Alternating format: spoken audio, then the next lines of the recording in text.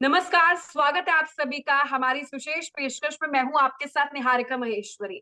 सर्व मंगल मांगल्ये शिवे सर्वार्थ साधिके शरण्य त्र्यंबके गौरी नारायणी नमस्तुते।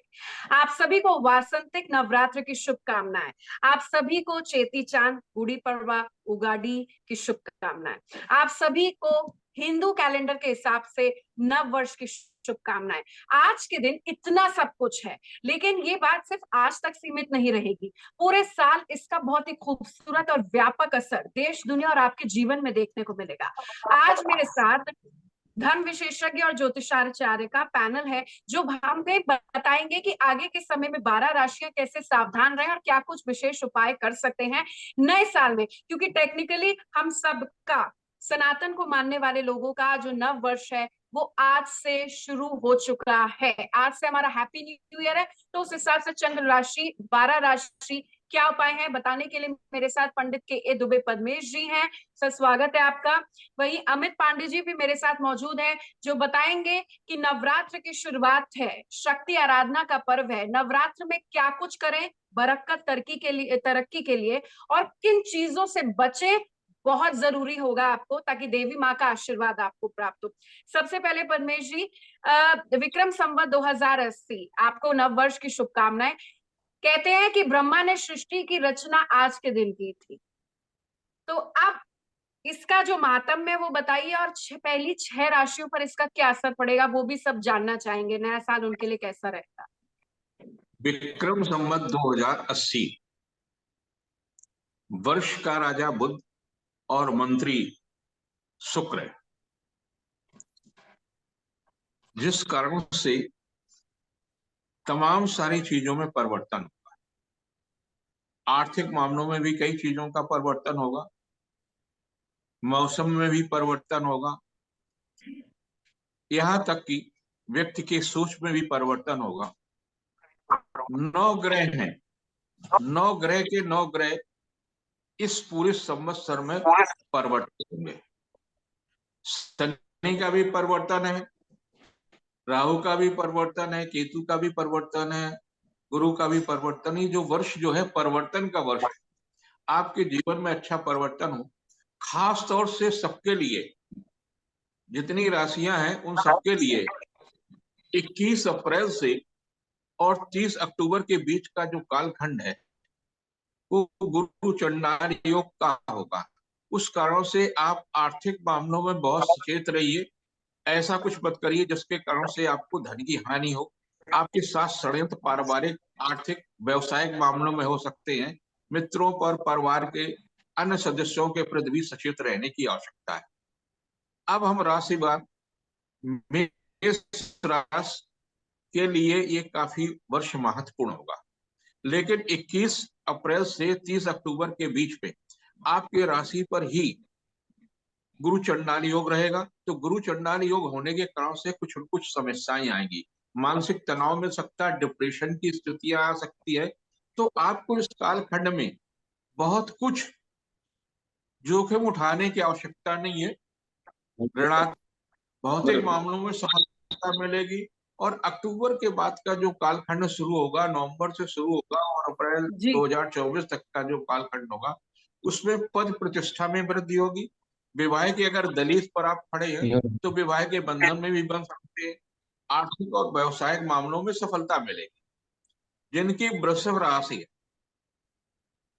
उनके लिए राहु और गुरु का जो युति होगी वो 12वें होगी। तो उन्हें ऐसा कुछ आचरण नहीं करना चाहिए जिसके कारण से व्यवसायिक प्रतिष्ठा खराब हो, आर्थिक मामले में तनाव मिले, व्यर्थ की उलझने मिले।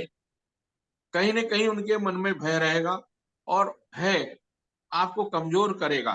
तो आपको चाहिए कि आप भय से लड़ें। भय से अगर आप लड़ने में सफल होते हैं तो निश्चित रूप से आपका ये कालखंड जो बीच का है ये भी ठीक रहेगा। बाकी रिश्तों में मजबूती आएगी, व्यवसायिक प्रतिष्ठा बढ़ेगी, नया वाहन या नया मकान, चल या अचल संपत्ति के मामलों में भी सफलता जी जी। मिलेगी। जीविका के क्षेत्र में भी सफलता मिलेगी। जिनकी मिथुन राशि है, आपके लिए अच्छी बात यह है कि आप पर जो लघु कल्याणकारी ढैया था वो समाप्त हो चुका है। तो व्यवसायिक दृष्टि से आपके राशि का स्वामी बुध आपके वर्ष का राजा है। तो कुछ नया करने के लिए शिक्षा के क्षेत्र में, संतान के मामले में, व्यवसाय के मामलों में, धन या सम्मान के मामलों में आपके लिए विशेष रूप से ये वर्ष अच्छा जाएगा। जिनकी कर्क राशि है, इन्हें सचेत रहने की आवश्यकता है, क्योंकि आपकी राशि पर लघु कल्याणकारी ढैया रहेगा, जिसके कारण से आपको स्वास्थ्य के प्रति विशेष रूप से सचेत रहने की आवश्यकता है। अपनों से ही तनाव मिल सकता है अप्रैल की 21 तारीख से और अक्टूबर के 30 अक्टूबर के बीच में। कहीं ना कहीं विश्वासघात हो सकता है, कहीं ना कहीं चोट हो सकती है, किसी मूल्यवान वस्तु के खोने या चोरी होने की भी संभावना है। सिंह राशि के लोगों के लिए व्यवसायिक दृष्टि से काफी अच्छा जाएगा, आर्थिक मामलों में भी अच्छा जाएगा, धन यश कीर्ति में वृद्धि होगी, नया अनुबंध प्राप्त होगा, जीविका के क्षेत्र में भी प्रगति होगी। और जिनकी कन्या राशि है, आपके राशि का स्वामी ही इस वर्ष का राजा है, यानी बुध राजा है, जी शनि शनि उन्हें धीरे धीरे प्रगति भी होगी, आर्थिक मामलों में लाभ मिलेगा, यश कीर्ति में वृद्धि होगी, जीविका के क्षेत्र में प्रगति होगी, लेकिन स्वास्थ्य में उदर विकार या मौसम के रोग के प्रति सचेत रहने की आवश्यकता है।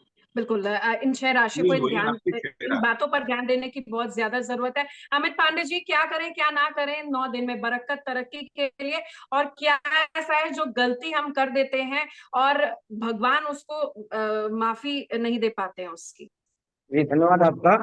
नवरात्र का यह पावन पर्व जो कि 22 मार्च 2023 शुरू हुआ है, यह शक्ति की उपासना का पर्व है। शक्ति ऊर्जा का कारक है। हर साधक को चाहिए कि 9 दिनों तक संयम पूर्वक अनुशासित रह करके और साधना करना चाहिए। माँ के श्री चरणों में ध्यान निहित करना चाहिए, क्योंकि जगदम्बा की उपासना से ही शक्ति की प्राप्ति संभव है।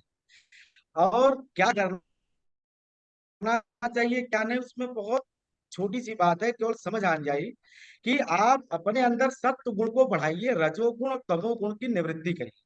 रजोगुण तमोगुण की जो वस्तुएं हैं उनसे परहेज करिए, जैसे मांस मदिरा लहसुन प्याज, इन सब चीजों का सेवन कदापि न करें। सात्विकता बरतें, अनुशासित रहें।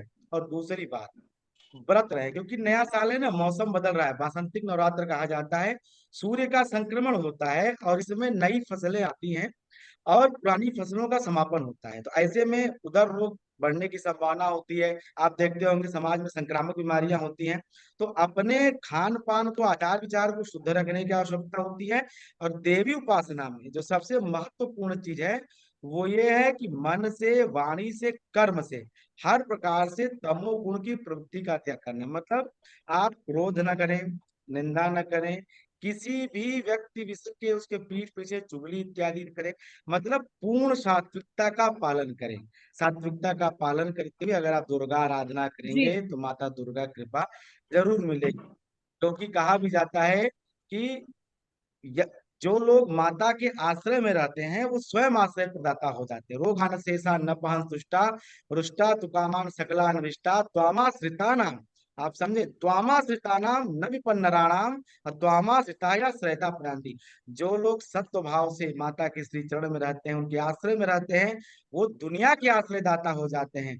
मतलब माता का भक्त दूसरों का भी सहारा बन जाता है, इतनी सामर्थ्य है। बिल्कुल। और साधना की विषय में और क्या कहूँ, भगवान श्री राम जो कि स्वयं धर्म के अवतार कहे जाते हैं, मर्यादा पुरुषोत्तम थे, उनका भी जन्म दिवस इसी नवरात्र में पड़ता है, रामनवमी के दिन। उन्होंने भी रावण जैसे महाराक्षस का वध करने के लिए इन्हीं दुर्गा की उपासना की, क्योंकि बिल्कुल शक्ति के बिना विजय संभव नहीं है। धर्म की विजय तभी होगी जब शक्ति आपके साथ होगी, और शक्ति उपासना से मिलती है, साधना से मिलती जी। है, और इसमें सात्विकता, अनुशासन अनिवार्य होता है। एक बहुत छोटा सा उपाय बता दीजिए 12 राशियों के लिए, एक कोई ऐसा सरल उपाय जो दिन की शुरुआत में कर दें तो नवरात्र उन्हें शुभ फल देती जाए। सबसे पहला उपाय आपको ये करना चाहिए, आप जैसे ही बिस्तर का त्याग करें, आपकी निद्रा भंग हो, आप जब सो के उठे तो आंख बंद करके 1 मिनट तक उस भगवती दुर्गा का आप ध्यान करें मन में। ध्यान सबसे बड़ा, क्योंकि माता कहती हैं कि मैं अपने भक्तों के हृदय में ही निवास करती हूँ। और साधक अगर सच्चे मन से उनको ध्यान करेगा अपने हृदय में, तो जी माता वही रहती है, वही उनका स्थान है। सर्वोत्तम स्थान अगर माता का कहीं है तो अपने भक्त के हृदय स्थल में है। तो आप सो हम्म, उठते ही माता का ध्यान करें अपने हृदय में, और उसके बाद अपनी दिनचर्या शुरू करें। आप जो भी पूजा पाठ कर रहे हैं, कर्म कांड कर रहे हैं, आरती भोग नैवेद्य जो भी आप करते हैं, जिस तरह से करें उसमें कोई दोष नहीं है। लेकिन दो काम मेरे कहने से करें। बिस्तर का त्याग करने से पहले आप बिस्तर पे ही जी बैठ करके आंखें बंद करके माता का ध्यान करें, एक बात। और दूसरा, जब आप दिन में बैठे तो एक आध घंटे उनके नाम का जप करें, कीर्तन करें। मंत्रों का जो सरल मंत्र है, ओम ऐं ग्रीं ग्लीं चामुंडाय विच्चे नमः, या ओम ह्रीं धुंधु, कुछ कोई भी मंत्र आप जो है बैठ करके शांत भाव से आंख बंद करके उनके श्री चरणों का ध्यान करते हुए मंत्र का जप करें। यही साधना है, यही उपासना है। जी आप किसी का ध्यान करें, जप करें, संकीर्तन करें, संकीर्तन से बड़ा कोई मंत्र नहीं, कोई जप नहीं, बिल्कुल, कोई शक्ति पूजा नहीं। उपासना का ये पर्व है। कुंडली जागरण जागृत होने का इससे बेहतर कोई मौका हो नहीं सकता। और जिस तरीके से आपने सतोगुण, रजोगुण, तमोगुण को एक्सप्लेन किया है, वो सबसे ज्यादा महत्वपूर्ण है कि बारीकी है, फर्क को समझना चाहिए। और ये जो त्योहार है आपका, डिटॉक्सिफिकेशन, हर चीज सनातन धर्म में जो भी परंपराएं हैं, जो रिचुअल्स हैं और जो हमारे बड़े बुजुर्ग कहते हैं, उसके पीछे सबसे अच्छी बात यह है कि साइंटिफिक लॉजिक से जरूर है। परमेश जी, जाते जाते हमें बाकी 6 राशियों का हाल भी बता दीजिए। नया वर्ष विक्रम संवत 2080 तुला से लेकर मीन तक के लिए कैसा रहने वाला है? एक बात निहारिका जी इसमें समझने की आवश्यकता है।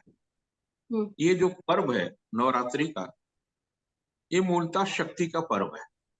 जी हम व्रत जरूर करते हैं, लेकिन शक्ति को अपमान करने में कहीं भी नहीं चूकते हैं। इसीलिए कन्या पूजन का जो परंपरा थी, कन्या पूजन का तात्पर्य है कि हम नारी के किसी भी स्वरूप को सम्मान के दृष्टि से देखें, उसे अपमानित न करें, उसके लिए अपशब्द न प्रयोग करें। साधना में अगर ये पक्ष आपका छूट जाता है तो पूरी की जी पूरी साधना निरर्थक। बिल्कुल। राशि तुला, तुला के लिए बहुत ही अच्छा होगा। व्यवसायिक भी लाभ मिलेगा, आर्थिक मामलों में भी लाभ मिलेगा, जीविका के क्षेत्र में भी सफलता मिलेगी, रिश्तों में मजबूती आएगी, चली आ रही परेशानियां दूर।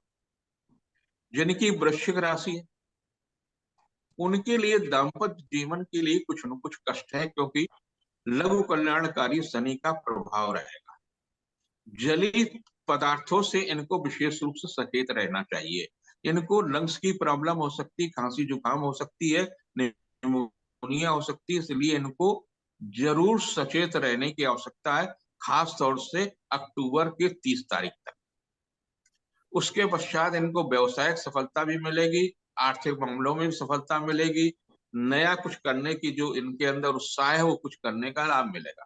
जिनकी धनु राशि है, व्यवसायिक रूप से आपके लिए अच्छा जाएगा। धर्म, अर्थ और काम और तमाम सारे जो उपकरण हैं जीवन के, उनमें आपको सफलता मिलेगी। उपहार, सम्मान, पद प्रतिष्ठा, नया कुछ करने का, नया अनुबंध, ये सब कुछ मिलेगा। जिनकी मकर राशि, यद्यप आप पर शनि की 7.5 चल रही है, तथा आपके लिए वर्ष उत्तम जाएगा। रिश्तों में मजबूती आएगी, दाम्पत्य जीवन भी अच्छा जाएगा और सुधार होगा आर्थिक पक्ष में।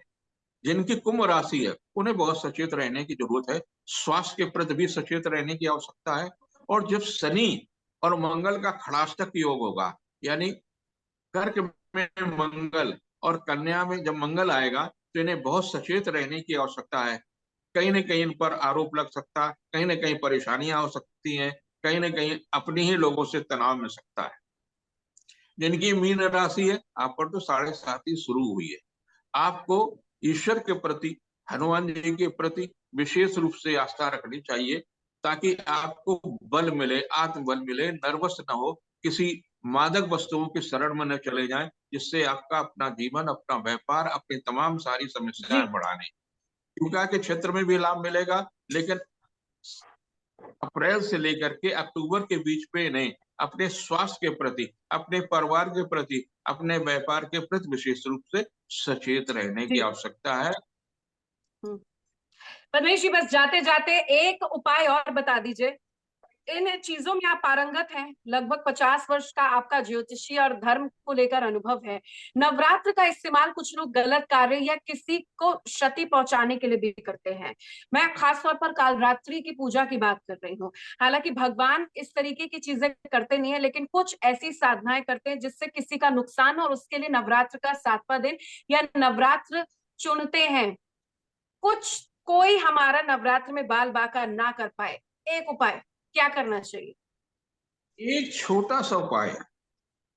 आपका किसी न किसी नक्षत्र में जन्म हुआ होगा, हाँ और उस नक्षत्र का एक स्वामी होता है, एक देवता होता है। अगर आपने नक्षत्र के देवता का स्मरण कर लिया आज पूरे दिन में, तो आप पर कोई टोना टुटका प्रभावहीन होगा, आपकी समृद्धि बढ़ेगी, आपका यश बढ़ेगा, आपका कोई कुछ बाल बांका नहीं कर सकता। धन्यवाद आप दोनों सम्मानित अतिथियों का हमारे साथ जुड़ने के लिए।